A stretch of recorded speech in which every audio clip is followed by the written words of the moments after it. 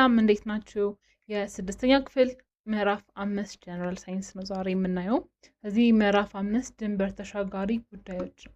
እዚህ ለስታርት ይህ ምዕራፍ ከጨርሳችሁ በኋላ መቻል አለባችሁ ተብሎ የሚታሰቡት አንድ ድንበር ተሻጋሪ ጉዳዮችን ምን እንደሆኑ ማወቅ፣ እዛ ኤችአይቪ እና ኤድስ ምን እንደሆነ መናገር፣ ኤችአይቪ የሚታለፍና የማይታለፍባቸው መንገዶች፣ ኬሚካሎችን በደህንነት መጠቀም ምክንያቱን መግለጽ፣ ጎጂ ልማዶችን ምን እንደሆኑ ማወቅ፣ ድርቅ ምን እንደሆነና ተጽዕኖቹ፣ እዛ ረሃብስ ምንድነው የሚሉት ነገሮች ማወቅ እና መግለጽ መቻል ይኖርባችኋል ማለት ነው። የመጀመሪያው ምንድነው? ድንበር ተሻጋሪ ጉዳይ ምን ማለት ነው? ድንበር ተሻጋሪ ጉዳይ ማለት አንድ ሀገር ወደ ሌላ ሀገር የሚያልፍ ወይም ደግሞ አሁን ከነበርንበት ወደ ሌላ ሀገር የሚሄድ፣ አሁን ለምሳሌ እኛ ኢትዮጵያ ሆነን ወደ ኬንያ ወደ ሱዳን የሚሄዱ ችግሮች ሲሆኑ ማለት ነው። ብዙ ሀገሮች ላይ ተጽዕኖ የሚያሳድር ችግር። ስለዚህ ይሄ አንድ ቦታ የሚከሰት ነገር ብቻ ሳይሆን በብዙ ቦታዎች የሚከሰት፣ ስለዚህ አንድ ቦታ ተከስቶ ሊሆን ይችላል። እዛ ግን ሌላ ቦታም ደግሞ ዞር ተብሎ ሲጠይቅ እዛም ቦታ ያን ነገር እንደተከሰተ ስናቅ ማለት ነው። አሁን ለምሳሌ ምኖች አሉ? በሽታዎች አሉ። አሁን ለምሳሌ በሽታን ስናነሳ በዋነኝነት አይምሯችን ውስጥ ድንበር ተሻጋሪ በሽታ ብላችሁ የምታስቡት ኮቪድ-19 ነው። ኮቪድ-19 ምን ሆኖ ነበረ?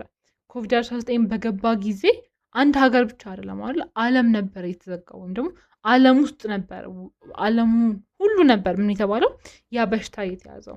ድርቅ ከአንድ ቦታ አንድ ቦታ፣ ይሄ እዚህ ለምሳሌ ወደ ሱዳን ተከስቶ ከሆነ ወደ ሌላም ሀገር ሊከሰት ይችላል። ከዛ ደግሞ ሌላኛው ደግሞ አደገኛ ኬሚካሎች የምንላቸው ናቸው። አደገኛ ኬሚካሎች የሚባሉ አደንዛዥ እጾች ማለት ነው። ስለዚህ ይሄን ነገር አንድ ቦታ ብቻ አይደለም፣ ለምሳሌ ወይ ኢትዮጵያ ውስጥ ብቻ አይደለም የሚጠቀሙት።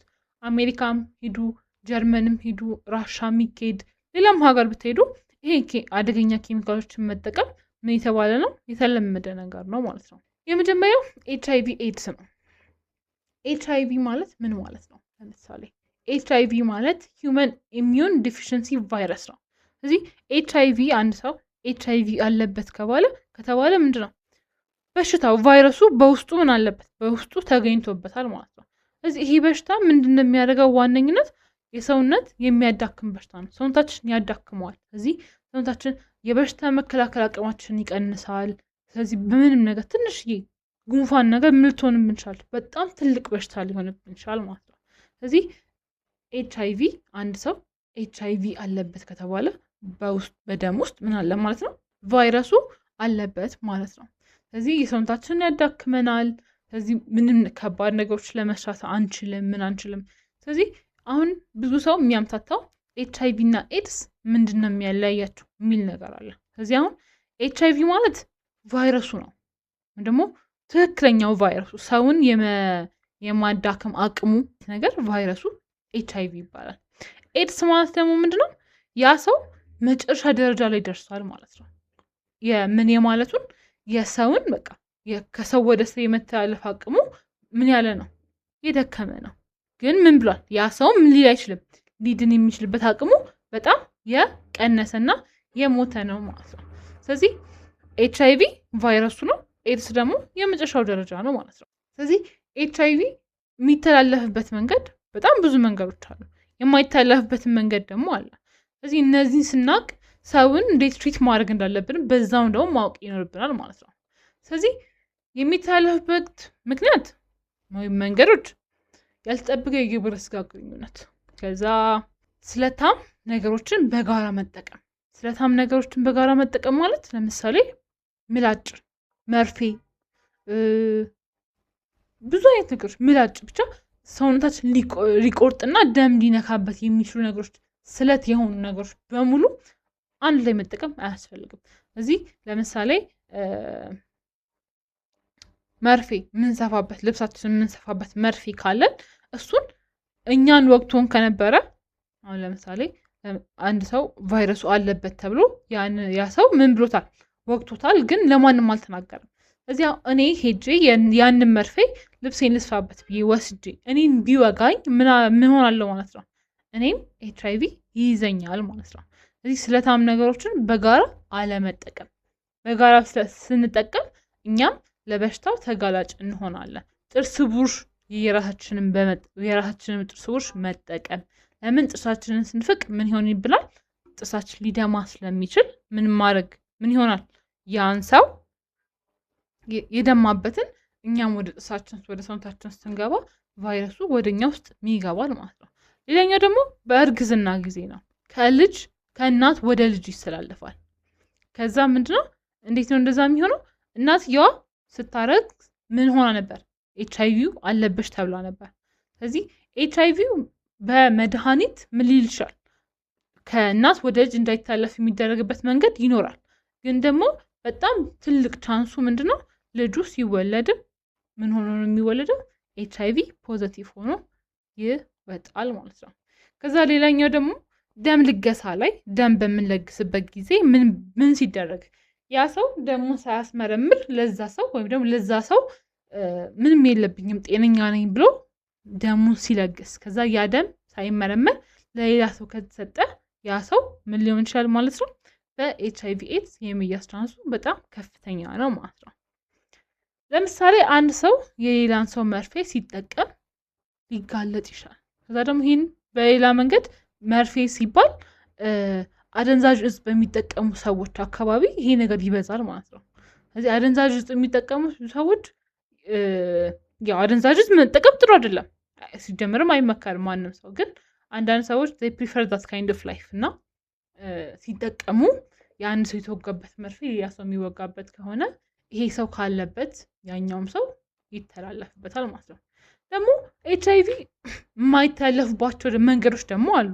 ለምሳሌ በመጨባበጥ እኔ እሱን ጨበጥኩትና ወይም ደግሞ ኤችአይቪ ፖዚቲቭ የሆነ ሰውን እኔ ጨበጥኩኝ ማለት በሽታው ያዘኝ ማለት አይደለም።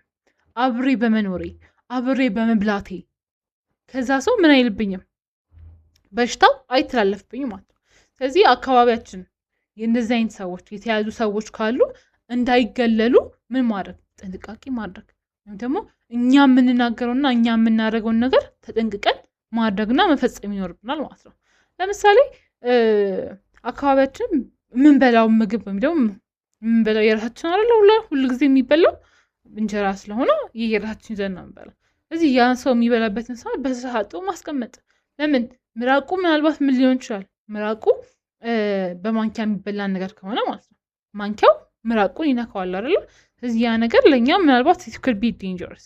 ስለዚህ በተሻለ መጠን አካባቢያቸውን ንጹህ ማድረግ፣ እነሱም ንጹህነታቸውን እንዲጠብቁ ማድረግ፣ ከዛ ደግሞ መድኃኒታቸውን በተሰጣቸው ሰዓት እንዲወስዱና ራሳቸውን እንዲጠብቁ ማድረግ። ስለዚህ ሰውን ጨበጥኩት፣ ኤችአይቪ ያለበት ሰው ጨበጥኩት፣ አብሬው ኖርኩኝ፣ አብሬው በላውኝና እኔ ምን አልልም፣ እኔ በሽታው አለብኝ ማለት አይደለም ማለት ነው። እሺ ከዛ ደግሞ ምንድነው ምልክቱ ምንድነው? አንድ ሰው ኤችአይቪ ኤድስ አለበት ከተባለ ምልክቱ ምንድነው? አንድ በጣም በጣም ኤክስትሪም ዌት ሎስ፣ በአንድ ጊዜ ምን ማለት ክብደት መቀነስ፣ ኮምፕሊትሊ ከ70 ኪሎ የነበረ ሰው 40 ኪሎ 50 ኪሎ ሊገባ ይችላል። በጣም ድራማቲክ ሆነ በጣም ዌት ሎስ ይፈጥራል። ከዛስ ረጅም ጊዜ ትኩሳት፣ ራስ ምታት መኖር፣ ሰውነታችን መጋል፣ ከዛ ተቅማጥ ወደታች ማለት ማስቀመጥ፣ ከዛ ድካም ይሰማናል። ምንም ነገር ሳንሰራ ቶሎኛል ይደክመናል ማለት ነው። ለምሳሌ አንድ ሰው ብዙ ጊዜ የሚያስቸግረው ትኩሳት ካለበት መመርመር ያስፈልጋል። ስለዚህ እኔ ምንም ሆነ ምንም ረጅም ቀን ወይም ደግሞ 1-4 ቀን ራሴን የሚያመኝ ከሆነ there is something wrong ብዬ ራሴን ቼክ ማድረግ አለብኝ አይደል? ስለዚህ ደግሞ ትኩሳቱ በጣም ረዘም ያለ ጊዜ የቆየ ከሆነ ይሄ ነገር ምንድነው ብሎ ቼክ መደረግ ሁሉ ጊዜ አስፈላጊ ነው ማለት ነው። ስለዚህ እንዴት አድርገን እንከላከለዋለን?